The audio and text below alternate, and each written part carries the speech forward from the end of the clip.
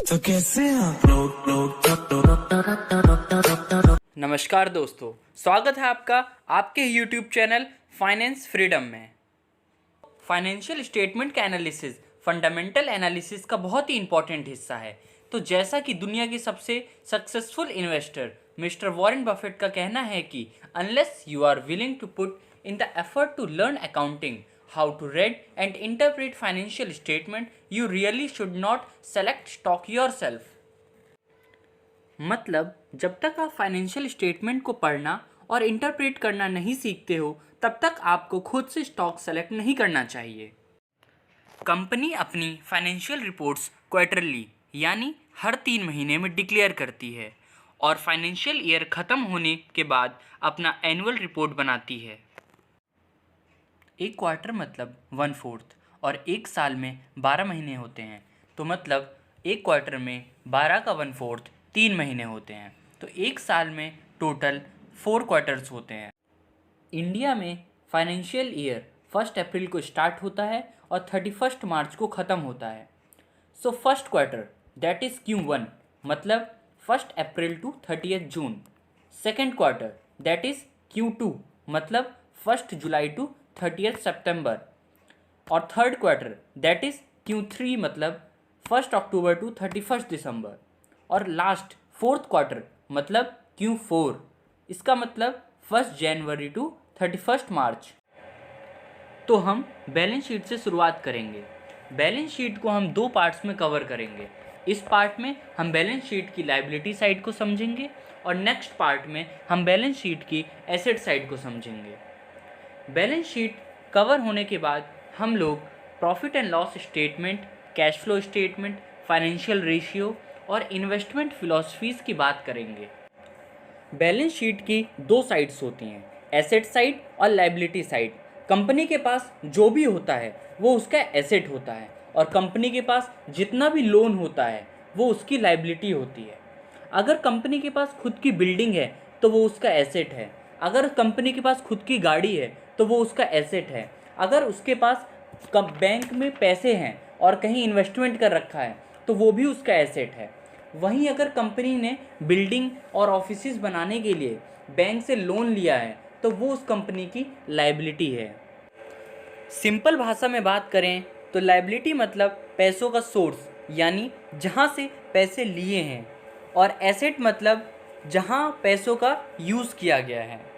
तो यहाँ पे कंपनी ने बैंक से लोन लिया था जो कि पैसों का सोर्स है यानी वो उसकी लायबिलिटी है, और उन पैसों का यूज़ उसने बिल्डिंग और ऑफिसेज बनाने के लिए किया था यानी वे उसके एसेट्स हैं।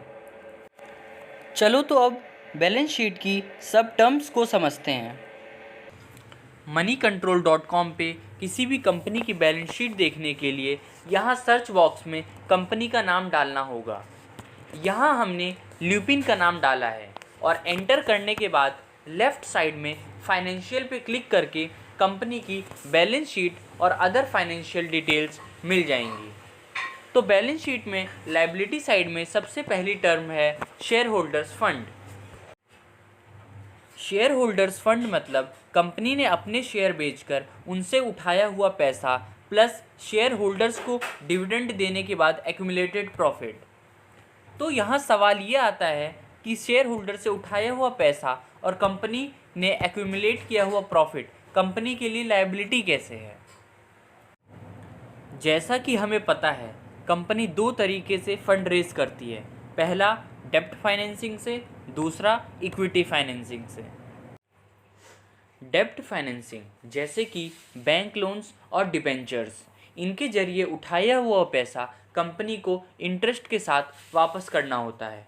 वहीं जो पैसा इक्विटी फाइनेंसिंग से यानी अपने शेयर बेच के उठाती है वो पैसा कंपनी का हो जाता है और कंपनी को वो पैसा रिटर्न करने की ज़रूरत नहीं होती है।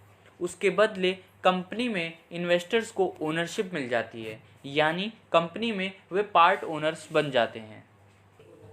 जब बैंक किसी कंपनी को लोन देती है तो बैंक उस पर कुछ इंटरेस्ट लगाती है। फिक्स्ड टाइम के बाद इंटरेस्ट के साथ पैसा वापस ले लेती है। बैंक को फ़र्क नहीं पड़ता कि कंपनी प्रॉफिट कमा रही है कि नहीं। और वहीं शेयर होल्डर्स को इन्वेस्ट किए हुए पैसों पे इंटरेस्ट नहीं मिलता, ना ही उनका पैसा वापस मिलता है।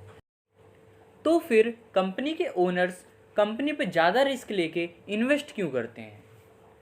वो इसलिए ताकि कंपनी के वे पार्टनर्स बन जाएं और उसकी ग्रोथ में शामिल हो जाएं। जब कंपनी इक्विटी फाइनेंसिंग से यानी शेयर बेच के फंड रेज करती है तो कंपनी को उनके पैसे रिटर्न नहीं करने होते। फिर जो प्रॉफिट कंपनी कमाएगी उस पे ओनर्स का हक होगा। मतलब कंपनी कम कमा रही है या ज़्यादा, कंपनी के ओनर्स को बहुत फ़र्क पड़ेगा। कंपनी और कंपनी के ओनर दोनों सेपरेट आइडेंटिटी हैं। कंपनी को प्रॉफिट होता है तो वो कंपनी ओनर्स का होता है, और कंपनी को लॉस होता है तो वो भी कंपनी के ओनर्स को होता है। कंपनी डिविडेंड के जरिए अपना प्रॉफिट शेयर होल्डर्स यानी ओनर्स को देती है। शेयर होल्डर्स को डिविडेंड देना है कि नहीं और कितना देना है, ये डिसीज़न कंपनी के बोर्ड ऑफ डायरेक्टर्स लेते हैं, जिन्हें खुद शेयर होल्डर्स चुनते हैं। कंपनी अपना पूरा प्रॉफिट कंपनी ओनर्स से शेयर नहीं करती है। इसके दो मेन रीज़न हैं। पहला, मोस्ट ऑफ द कंपनीज अपना पूरा या ज़्यादातर प्रॉफिट कंपनी में री इन्वेस्ट करना पसंद करती है, जिससे फ्यूचर में कंपनी की ग्रोथ हो और ओनर्स को फ्यूचर में उसका प्रॉफिट मिले। और सेकंड रीज़न ये है कि प्रॉफिट का होना मतलब कंपनी के पास उतना कैश है, ऐसा नहीं होता है। कंपनी को प्रॉफिट होने पे कैश थोड़ा या नहीं भी हो सकता है। तो इन दो रीज़न्स की वजह से कंपनी अपने पूरा प्रॉफिट ओनर्स से शेयर नहीं करती है।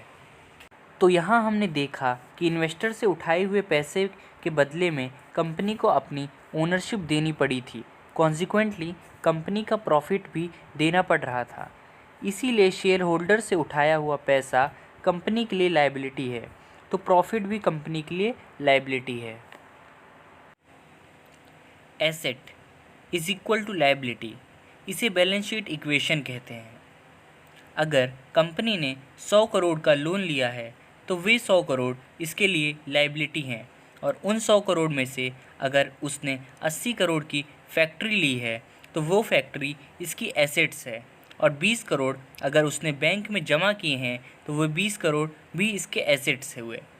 तो हम कह सकते हैं कि बैंक से लिए हुए 100 करोड़ का कंपनी जो भी यूज़ करेगी वो कंपनी का एसेट होगा। बैंक में तो एसेट, फैक्ट्री में तो एसेट। तो कैश या बैंक बैलेंस भी कंपनी का एसेट बन जाएगा। तो कंपनी का एसेट और लायबिलिटीज़ हमेशा बैलेंस होता है। That is source of fund is equal to use of fund, therefore asset is equal to liabilities. Balance sheet में एसेट और लायबिलिटीज़ हमेशा बैलेंस्ड होती हैं, यानी बैलेंस शीट की दोनों साइडें हमेशा बैलेंस्ड होती हैं, इसीलिए उसे बैलेंस शीट कहते हैं। बेसिकली दो टाइप की लायबिलिटीज़ होती हैं, पहली शेयर होल्डर्स फंड और दूसरी लायबिलिटीज़। शेयर होल्डर्स फंड मतलब कंपनी के ओनर्स का पैसा, और लायबिलिटीज़ मतलब आउटसाइडर का पैसा, जैसे कि बैंक से लिया हुआ loan, debenture etcetera. Therefore assets is always equal to shareholders fund plus liabilities. तो कंपनी के पास जो भी एसेट है वो या तो कंपनी के ओनर्स के पैसों से या फिर बैंक के लोन से लिया गया है। जैसे कि कंपनी ने 100 करोड़ शेयर इशू किए हैं at the rate of 100 rupees पर शेयर, तो कंपनी ने इन्वेस्टर से 1000 करोड़ रुपए उठाए हैं। हर शेयर की एक फेस वैल्यू होती है। फेस वैल्यू और कुछ नहीं, बस एक अकाउंटिंग टर्म है और इसका शेयर प्राइस से कुछ लेना देना नहीं है। फेस वैल्यू को हम नॉमिनल वैल्यू या फिर पार वैल्यू के नाम से भी जानते हैं। ज़्यादातर शेयरों की फेस वैल्यू 1, 2, 5 या 10 होती है। तो अब इक्विटी शेयर कैपिटल का फॉर्मूला क्या होता है, आइए जानते हैं। तो इसका फॉर्मूला होता है face value into number of share issued. तो जो कि फेस वैल्यू इसकी थी 10 रुपये और नंबर ऑफ़ शेयर इशूड थे 10 करोड़, तो इक्विटी शेयर कैपिटल 100 करोड़ हुई। तो शेयर का प्राइस 100 रुपये था और फेस वैल्यू 10, तो ये 90 किस बात के, तो वो 90 रुपये शेयर प्रीमियम होता है। तो शेयर प्रीमियम का फॉर्मूला होता है premium into number of share issued. तो 90 into 10 crore is equal to 900 crore. तो 900 करोड़ शेयर प्रीमियम हुई। Share premium reserve and surplus के अंदर शो होता है। रिजर्व एंड सरप्लस के अंदर मेनली दो चीज़ें शो होती हैं, पहली शेयर प्रीमियम और दूसरी प्रॉफिट में से डिविडेंड देने के बाद जो एक्यूमुलेटेड प्रॉफिट बचता है वो रिजर्व एंड सरप्लस के अंदर शो होता है। तो अगला टर्म है लायबिलिटीज़। लायबिलिटीज़ दो टाइप की होती हैं, नॉन करंट लायबिलिटी और current liability. Non current liability में पहली टर्म है long term borrowings. Long term borrowings वो बोरोइंग्स होती हैं जो हम एज अ लोन 1 साल से ज़्यादा के लिए लेते हैं, जैसे कि बैंक से लिया हुआ लोन। दूसरी टर्म है डेफर्ड टैक्सेस। डेफर्ड टैक्सेस वो टैक्सेस होते हैं जो हमने पास्ट या फिर करेंट में पे नहीं किया है और फ्यूचर में पे करेंगे। फिर आता है अदर लॉन्ग टर्म लायबिलिटीज़। ये वो लायबिलिटीज़ होती हैं जो लॉन्ग टर्म बोरोइंग्स या फिर डेफर्ड टैक्सेस में कवर नहीं हुई होती हैं, जैसे कि security deposit, rent deposit, deferred credit. Long term provisions वो प्रोविजंस होते हैं जिसका टर्म 1 साल से ज़्यादा का हो। तो अब बात करते हैं करंट लायबिलिटीज़ की। करंट लायबिलिटीज़ में पहली टर्म है short term borrowings. Short term borrowings वो बोरोइंग्स होती हैं जो लेस देन 1 ईयर की हों। और दूसरी है ट्रेड पेबल्स। आइए इसको एग्जांपल से जानते हैं।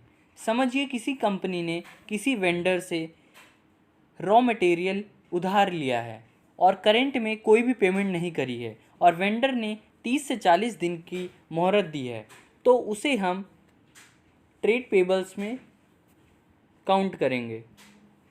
तो अगली टर्म है other current liabilities. Other current liabilities में वो लायबिलिटीज़ आती हैं जो शॉर्ट टर्म बोरोइंग्स और ट्रेड पेबल्स में काउंट ना हुई हों, जैसे कि unclaimed and unpaid dividends, current maturities of long term borrowings या फिर बैंक ओवरड्राफ्ट। अब बात करते हैं शॉर्ट टर्म प्रोविजंस की। शॉर्ट टर्म प्रोविजंस वो प्रोविजंस होते हैं जो 1 साल से कम के हों। तो दोस्तों हमने सभी लायबिलिटीज़ टर्म्स को समझ लिया है। तो अगली वीडियो में हम बात करेंगे एसेट्स की। धन्यवाद।